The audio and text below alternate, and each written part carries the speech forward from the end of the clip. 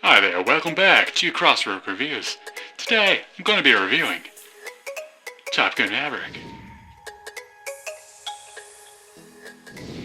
It's really nice when a movie sequel takes everything that made the original really good and what was important to the story, and then make an even better one based off of those aspects. I think that Top Gun Maverick did this really well in almost every respect, whether that be with the cinematography, or the story, or the music, or the acting, or just the cool jet and pilot action. What a coincidence, I have to wait for the plane to go by. And what's also really neat is that the story was very well contained in itself and didn't really pull too much from the first movie. If you really wanted to, you could probably watch this movie without even seeing the first one and gather all of the information that you needed to. But I would say that seeing the first one would at least make you appreciate and enjoy the sequel even more. After seeing this movie, someone pointed out to me, and I would agree, that one of the reasons why this movie did so well at the box office and why it can be so universally enjoyed is because it doesn't really try to push an agenda or a political message.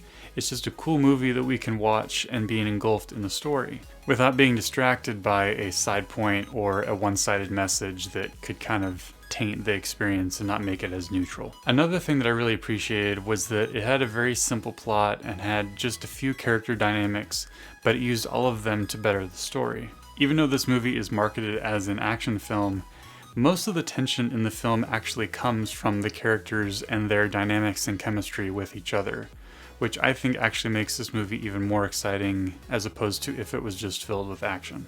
We knew exactly what was important to each character, and even behind the jet masks we knew what everyone was thinking. This is partly due to the great acting, but also because of how well the dialogue was written to make these emotions apparent behind these masks. Oh well, I'm blue, suede shoes turn gold. Visually, it was also just really pretty. There were a lot of close-ups where I was like, man, they just made her or him look really good in this shot.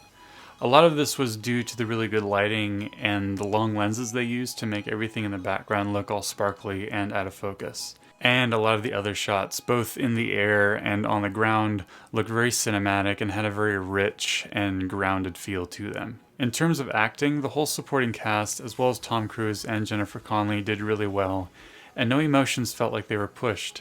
They all felt like they were coming from the heart and from a real human person.